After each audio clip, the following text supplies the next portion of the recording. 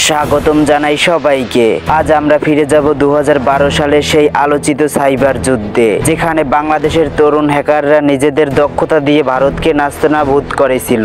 আজকে এই এপিসোডে আমরা দেখতে চলেছি সাইবার যুদ্ধ সম্পর্কে, এর প্রভাব এবং আমাদের প্রাপ্ত শিক্ষা। তাই বন্ধুরা, ভিডিওটি শুরু করার আগে তোমাদের কাছে আমার ছোট্ট একটি রিকোয়েস্ট, তুমি যদি আমাদের চ্যানেলের নতুন দর্শক হয়ে থাকো তাহলে চ্যানেলটি সাবস্ক্রাইব করে সবসময় আমাদের পাশে থাকবে। সাইবার যুদ্ধের সূচনা ছিল এরকমের। 2012 সাল ছিল সাইবার যুদ্ধের যুগের এক গুরুত্বপূর্ণ বছর। এই যুদ্ধ শুরু হয় ধর্মীয় বিদ্বেষ এবং রাজনৈতিক উত্তেজনা থেকে। ভারতে মুসলিমদের উপর নির্যাতনের প্রতিবাদে বাংলাদেশের হ্যাকাররা বাংলাদেশের সাইবার আর্মি নামে একটি গ্রুপ গঠন করে। ভারতীয় কিছু হ্যাকাররা যারা বাংলাদেশের বিরুদ্ধে বিদ্বেষ ছড়াচ্ছিল, তাদেরই মোকাবেলায় বাংলাদেশের হ্যাকাররা ভারতের সরকারি ও বেসরকারি ওয়েবসাইটে আক্রমণ শুরু করে। প্রথম আক্রমণই হ্যাক করা হয় ভারতের প্রতিরক্ষা মন্ত্রণালয়ের ওয়েবসাইট, বিভিন্ন রাজ্যের পুলিশ ডিপার্টমেন্টের সাইট, বেশ কিছু সরকারি নথি ফাঁস করাও হয়। এই আক্রমণ ভারতের হ্যাকারদের উত্তেজিত করে তোলে এবং তারা পাল্টা আক্রমণ চালায়। সাইবার যুদ্ধের সবচেয়ে উত্তেজনাপূর্ণ সময় ছিল যখন দুই পক্ষ একের উপর এক আক্রমণ চালাচ্ছিল।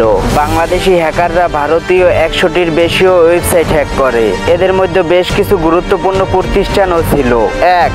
ভারতীয় প্রতিরক্ষা ও সামরিক বিভাগ। 2. স্টেট ব্যাংক অফ ইন্ডিয়ার ডেটাবেস। 3. বিভিন্ন সরকারি ও বেসরকারি সেবা প্রদানকারী সংস্থা। অন্যদিকে ভারতীয় হ্যাকাররা বাংলাদেশের কয়েকটি বেসরকারি ওয়েবসাইট আক্রমণ করে, তবে সরকারি ওয়েবসাইটে কিন্তু সফল হতে পারেননি।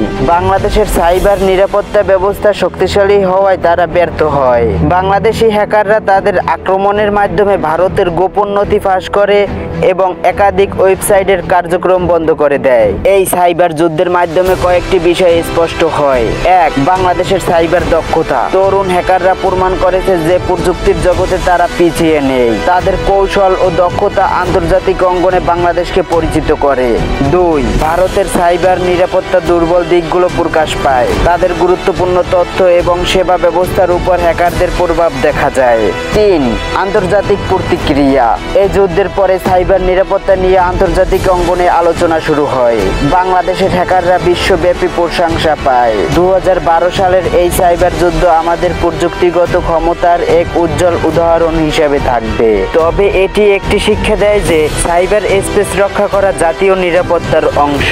যুদ্ধের পর বাংলাদেশে এবং ভারত উভয় তাদের সাইবার নিরাপত্তা উন্নত করার পদক্ষেপ নেয়। নতুন প্রজন্মের হ্যাকারদের সঠিক পথে পরিচালিত করার জন্য প্রশিক্ষণ এবং সাইবার নীতিমালার প্রণয়ন করা হয়। 2012 সালের সাইবার যুদ্ধ আমাদের মনে করিয়ে দেয় যে আধুনিক যুদ্ধ শুধু অস্ত্র দিয়ে নয়, প্রযুক্তি দিয়েও হতে পারে। এ ধরনের সংঘর্ষ যেন ভবিষ্যতে এড়ানো যায়, তার জন্যই দুই দেশকে আরো শক্তিশালী হতে হবে। তো বন্ধুরা, এতক্ষণ আমাদের সাথে থাকার জন্য ধন্যবাদ। আর চ্যানেলটি লাইক সাবস্ক্রাইব করে দিতে কিন্তু একদমই ভুলো না।